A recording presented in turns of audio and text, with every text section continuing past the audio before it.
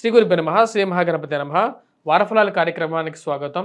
రాబోతున్నటువంటి 16వ తారీఖు నుంచి 22వ తారీఖు వరకు ద్వాదశ రాశుల వారికి మంగళవారి గంటల పంచాంగ అనుసరించి ఈ వారం ఎలా ఉండబోతుందని వివరిస్తాను.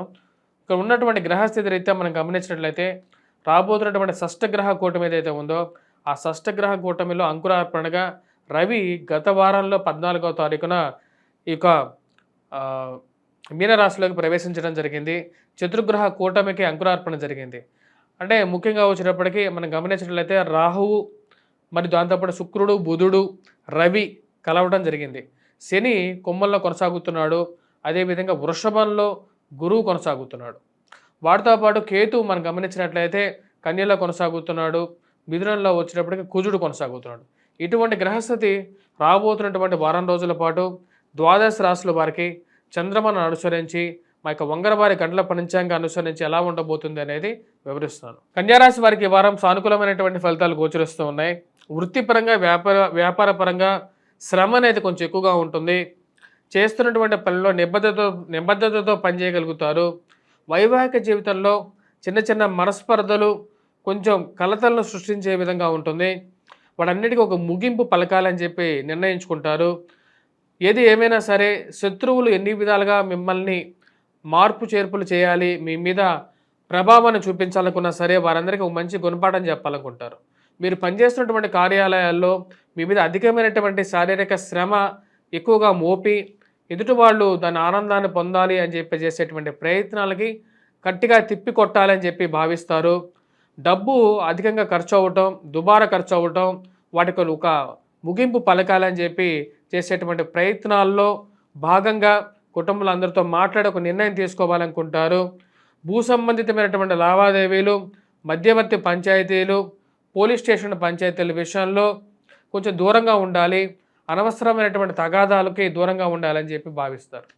ఏది ఏమైనా సరే మీ అన్ని విషయాల్లో మీరు దూరంగా ఉన్నా సరే మిమ్మల్ని మధ్యలోకి లాగి కూర్చోబెట్టి మీతో అనవసరంగా ఏదో ఒక విషయం మాట్లాడించి ఆ యొక్క గొడవల్లో ఏదో మీకు అనవసరం లేనటువంటి గొడవల్లో మిమ్మల్ని ఇన్వాల్వ్ చేయాలి అని చెప్పి చేసేటువంటి ప్రయత్నాలకి ఒక ముగింపు పలకాలి అని చెప్పి భావిస్తారు.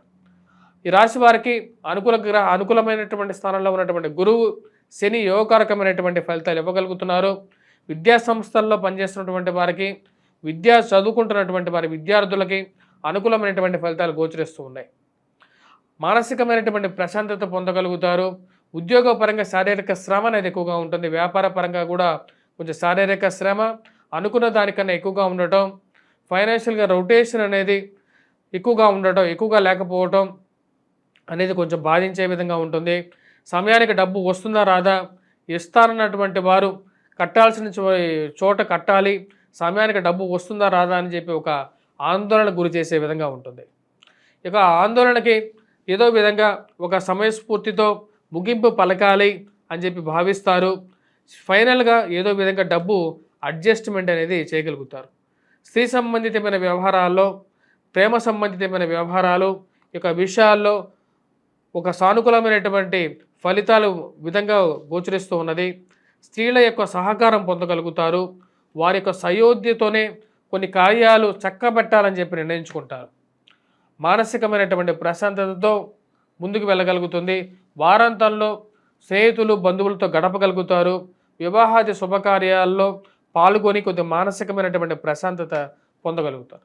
ఈ రాశిలో ఉన్నటువంటి వారు ఎటువంటి పరిహారాలు చేసుకోవాలి అని చూద్దాం.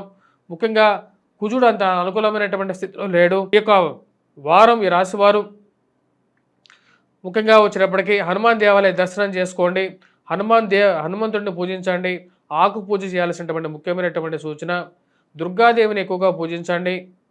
మరియు అదేవిధంగా అత్తమామల బాధలు ఉన్నటువంటి వారు ఇక మధ్యలో వచ్చేటువంటి వారి నుంచి దూరంగా జరగడానికి దుర్గాదేవిని ఎక్కువగా పూజించినట్లయితే కొన్ని సమస్యల నుంచి మీకు విముక్తి ఇవ్వగలుగుతుంది.